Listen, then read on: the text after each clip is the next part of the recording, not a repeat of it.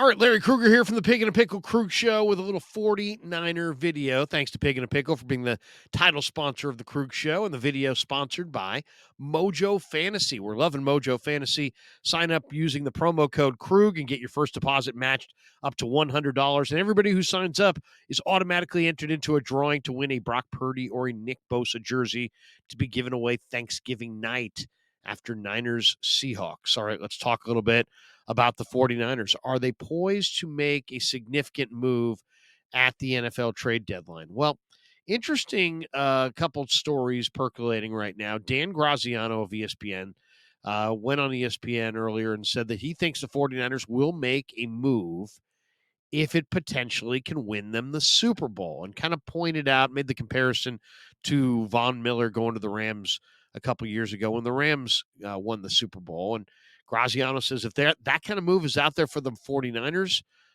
they'll make it. So that's what his sources are saying. Now, he was saying this in the context of the 49ers pursuing Devante Adams, the Raiders wide receiver. The Raiders quickly came back and said, Devante Adams is going anywhere. We're not trading Devante Adams. Now, is that posturing, or are the Raiders really hell-bent on not trading Devante Adams? The Raiders don't always do the move that you would expect them to make, and sometimes they're trying to send messages to their fans and to other teams. And to me, it sounds like the Raiders badly want to be a buyer and not a seller, despite the fact that they don't look like they're going anywhere. And it doesn't sound like Devante Adams is going to be moved, despite the fact that he's been really critical of the Raiders. So, the thing about Devante Adams, he's a great player. He's 30 years old. He was spoiled all those years playing with Aaron Rodgers. And the guy still is a tremendous player, though. He's got moxie. He's got run after the catch ability. He's got elite ball skills. He's got massive catch radius. And there's a lot of talk that he's unhappy in Las Vegas, and he pretty much said as much. He's got 6 receptions for 74 yards over the last 2 games on only 9 targets combined over the last 2 games. So he's been a little bit underutilized when you factor in what kind of player he is. And the Raiders say they are not trading Adams before the deadline. So that pretty much puts that little story to bed. Adams signed a 5-year deal with the Raiders in 2022. As I said, he's 30 on the year. He's got 39 receptions and 3 touchdowns in 6 games. And he just hasn't had the same kind of production for the Raiders that he had with Green Bay because he doesn't have Aaron Rodgers throwing him the passes. And I think that's a major part of why Devante Adams is not happy, and 2, has not looked particularly good. Now, what are the Niners going to do at the trade deadline? John Lynch has hinted that the 49ers may make a splash move. He went on the radio. He said, we're certainly not afraid to make a splash if needed, and if we think it can improve us. That's not just a stock answer. I think there's still Halloween, where the trade deadline is right after our Cincinnati game. So that's a long time in terms of these things, and we'll continue to monitor, continue to communicate, and if we can make a difference on this team, we will. So, that's really it. We're talking about a week and a half out until the October 31st NFL trade deadline. There's still plenty of time for the Niners to make a move. Will they is the question. Will they make a significant move? Now, Jeremy Fowler for ESPN did a whole breakdown of the NFL trade deadline, and he mentions that the 49ers are among the teams that could look to trade for defensive back help before the deadline. And the way this thing is starting to shape up, it's very much looking like the 2 top contenders in the NFC, the Niners and the Eagles, are both going after the same thing, a nickel corner. The Eagles had Chauncey Gardner-Johnson. Then they went with Devante Maddox. Now Maddox is hurt. They're looking for, nickel corner help. And it sounds like, according to Fowler, the Niners are looking for slot corner help as well, or at least cornerback depth. Jalen Johnson's an interesting name. He is the Bears' young corner. He's on a lot of teams' radar. He's in a contract year. If he is available, he would, probably garner significant interest. I would say if you're the 49ers, you would probably have to trade a second-round draft choice to the Bears to get Jalen Johnson.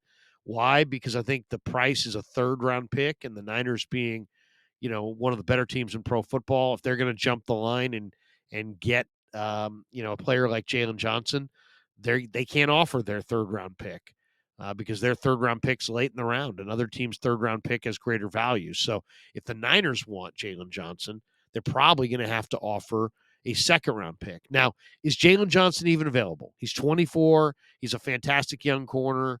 Quality corners are really hard to find. Are the Bears going to just, a team that's trying to rebuild for the future? Are they just going to part ways with Jalen Johnson just because he's coveted? Well, that's to be determined at this point. But according to what Jeremy Fowler is reporting, the Niners and the Eagles are both teams that are looking to add defensive backfield help. And for the Niners, he suggests that means slot corner. So I, you know, is there? I don't think Denver's going to move Patrick Surtain. I just don't. I think he's probably not going anywhere. Jalen Johnson would be that next level down. The Niners willing to trade a second round pick for Jalen Johnson. If they are, that may get him. That may get the Bears to move him. The other name that's interesting is Sean Murphy Bunting, who plays for the Tennessee Titans, and obviously Rand Carthon is the general manager of the Titans. Titans in a rebuild. You could probably get Sean Murphy Bunting for a third or a fourth round draft choice in the future, or some collection of mid round picks if you wanted to go multiple picks. So that's another name that makes a lot of sense. Dante Jackson plays for Carolina. Steve Wilkes had him a year ago. He makes some sense. There's some other corners around the league. Darius Williams, the former Ram, he would be interesting. There's a number of guys out there that are right kind of on that bubble of, they're not stars, but you'd have to trade a mid-round pick to acquire them. So as far as what the Niners are going to do, I do think they're going to be active. I think they will make a move for a corner. Cornerback depth is, you got to remember this, the trade deadline's coming up.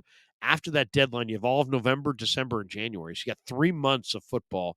And the 49ers right now are at a spot on their cornerback list where they look good with the top 3 guys. Mooney Ward is your 1, Lenore is your 2. These are your outside corners. Isaiah Oliver has been brought in as a free agent.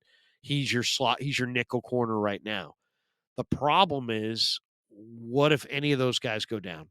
Then you're leaning on Ambry Thomas and Anthony Brown. Now, the one wild card factor here is the Niners have a couple of young quality corners that are coming back. They also have Kendall Sheffield on their practice squad. They could always go to Kendall Sheffield. They have Shamar Jean-Charles on their practice squad. They could lean on him as well. But they have Darrell Luter Jr., their rookie out of South Alabama, on the PUP list. And they also have Samuel Womack designated to return on the IR. Womack, I thought, had a fantastic summer, and he could probably step in as well as almost any of the corners we've mentioned thus far and do a job. So how desperate do the Niners feel? How much confidence do they have in Womack coming back? How much confidence do they have that Darrell Luter Jr., as a rookie out of South Alabama, can impact this situation? How good do they feel about their practice squad corners, Kendall Sheffield, and definitely Shamar Jean-Charles. So we really don't know the answer to those questions. And then we also don't know, is Ambry Thomas just started slow, but he's going to have a really good year? Is Anthony Brown fully bounced back from his injury? How much can he contribute? It's hard to fake cornerback. And when you look at some of these 3 wide receiver, some of the kinds of receivers that teams can put on the field in 3 wide receiver sets, especially the contenders, it makes that cornerback position all the more valuable, and in a quality depth here is really important. So I would say, Jalen Johnson would be a phenomenal addition. Sean Murphy Bunting, maybe slightly beneath that. Obviously, Surtain would be a absolute incredible get. People have suggested J.C. Horn from Carolina. J.C. Horn is an impact corner, a veteran. He's a young veteran who was a first-round draft choice out of South Carolina. Really, really talented corner with great length. So, it's a very interesting market for defensive backs, and I do think John Lynch will try to make a significant move. The other question is, How about Daniil Hunter? How about Brian Burns? If you can't, strengthen yourself at corner, maybe you try to add another edge rusher. Those are the premier guys. Can they add a premier guy? If not, there's guys like Arden Key and Josh Ushi from the Patriots who also could contribute quite a bit and help quite a bit. And the Niners have gone in that direction with Charles Omenihu and Jordan Willis in the past, where Lynch has found talented, young, not elite edge rushers to add to their quality depth. And maybe he's in that same mode after adding Randy Gregory. Maybe that's the direction they go. And then there's always, the offensive side of the thing, with Debo being hurt and McCaffrey being hurt. Do the Niners look at a veteran receiver? There's been some speculation about Kendrick Bourne being brought back into the mix. Do they look in that direction? Can they, what's Danny Gray going to contribute between now and the end of the year? The other question is Trent Williams is out. I don't think there's tackle help to be had. The other issue is run defense, and the Niners have been tied in the Bleacher Report articles to Leonard Williams. Some people have speculated about DJ Jones. I think both those guys would make a significant impact. So I'll say this. I do expect John Lynch is going to be active. Why? Because the Niners have $40 million of cap room. They got a full arsenal of picks. They're smack dab in the middle of their Super Bowl window. They're hell bent to get there this year, very motivated. And I think there'll be some additions at the trade deadline that can help bolster the 49er roster. So they may not be difference-making moves. I think John would love to make a true difference-making move. If he could get a Surtain, if he could get a Brian Burns, if he could add a Devante Adams and really shake things up and help the team get quite a bit better, I think he would probably do it. But it may not be that kind of a move that's available to him. It may be a slightly lesser move that gives them cornerback depth or edge rushing depth. So a lot to look for between now and the 31st.